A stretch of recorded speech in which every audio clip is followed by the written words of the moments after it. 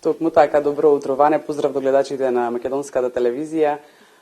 Искрено времето и во Битола е доста облачно и врнежливо, па токму затоа и го променивме нашиот план и ова линковско вклучување ќе го реализираме овде од Хрватскиот конзулат.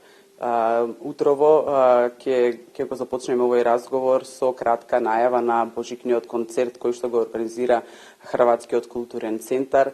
А за повеќе околу тоа што ќе се случува, ќе поразговараме со нашата гостинка Неда Маретик од Хрватскиот културен центар. Добро утро, Неда.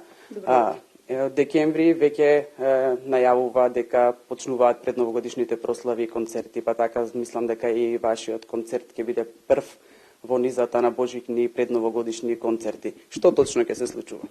Така, пред се ви благодарам за вашата поддршка, не само за овој настан, туку за многу од нашите настани кои што ги организираме веќе 33 години. Секако поздрав и до гледачите на македонската телевизија. И на самиот почеток морам да истакнам дека е доста значајно што медиумите даваат поддршка на останатите, на хрватите, на србите, на малцинствата и на сите националности кои што живеат во Македонија. Од тука пред се започнува и цела таа соработка и мостови кои што ние се обидуваме да ги градиме со останатите држави, со нашата матична и со нашите држави, конкретно во овој случај со Хрватска.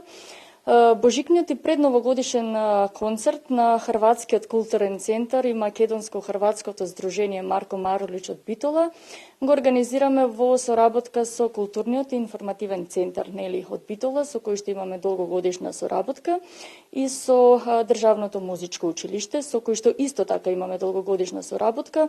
Со овие две институции имаме подпишано и меморандуми на соработка, па така што сите наши заеднички проекти се движат во таа успешна, така да кажам, насока. Ни гостуваат и огромна благодарност до нив основното училиште Драгутин Тадијановиќ од Вуковар, кои што веќе по втор пат ни доаѓаат во Битола и секако ќе ги разубават овие предновогодишни денови и празници.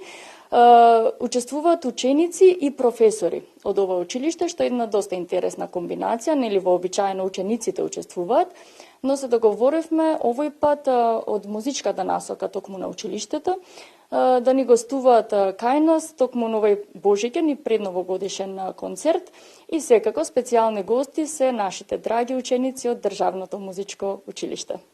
Каде и кога ќе се одржи концертот?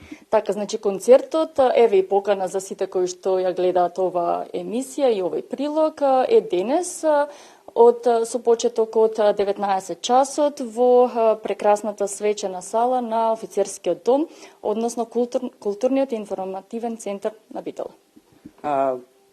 Како што кажа, повеќе од 30 на години постои соработката. Вие покрај овој божикен концерт организирате и низа на други настани. Да споменеме дел од нив? Така, организираме доста настани. Пред се тука морам уште еднаш да изразам благодарност пред се кон председателот на Културниот центар, потоа и кон сите членови, кон членовите на управниот одбор, со кои што навистина доста работиме во текот на целата година, па еве и сега веќе се планираат и организираат настани за следната. Ги одбележуваме сите позначајни верски и државни празници на Република Хрватска. Пред се тука се денот на државноста на Република Хрватска, каде што вообичаено ни гостуваат или некоја клапа од Хрватска, или некој хор, или уметници од Хрватска, како што веќе споменав. Па така оваа година ни гостуваше клапата Виоле, па женскиот збор Градац. Исто така имавме изложба на уметнички фотографии од уметничка од Сплит, Блага Петрески, која што исто така има потекло од Македонија. Ни гостуваше театарот на млади од Витес, од Босна и Херцеговина, меѓутоа се работи за хрватски театар. Така што тука не ги поврзуваме само Македонија и Хрватска, поврзуваме и други институции од државите и хрватски, со предзнак хрватски. и правиме една поголема соработка да можат и тие да дојдат тука да се запознаат нели со македонската култура, со нашиот град, со Битола. Меѓутоа во исто време и нели хрватите и останатите граѓани и во Босна и Херцеговина и Хрватска да се запознаат нели со македонската култура.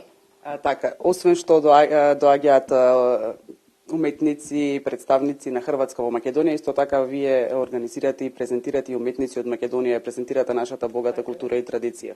Така е, да, тоа ни е доста значајно, нели, како што кажува самото име, ние не сме само Хрватски културен центар, ние сме Македонско-хрватско здружение, па така што и во нашето здружение членуваат не само хрвати или оние нели кои што се во мешани бракови, туку што членуваат и доста македонци, што ни е од особено значење, затоа што секој човек посебно придонесува кон развојот токму на оваа институција. Можам да споменам само дел нели од тие гостувања, па така Куд Илинден често гостува во Хрватска. Тие се исто така збратимени со Куд Далмација од Дугират, па тука имаме исто така размена нели на гостувања. Веќе имаме организирано за следната година нивна турнеја во Хрватска. Фолклорниот ансамбл Гоце Делчев исто така гостува во Хрватска на меѓународен фолклорен фестивал во Велика Горица, од каде што се вратија со 3 значајни награди на тој фестивал. Исто така ансамблот за фолклор Плетенка често гостува преку нас.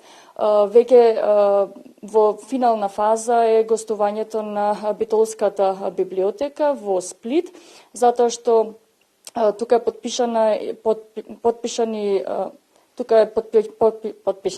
меморандум на соработка со градската библиотека Марко Маролич во Сплит.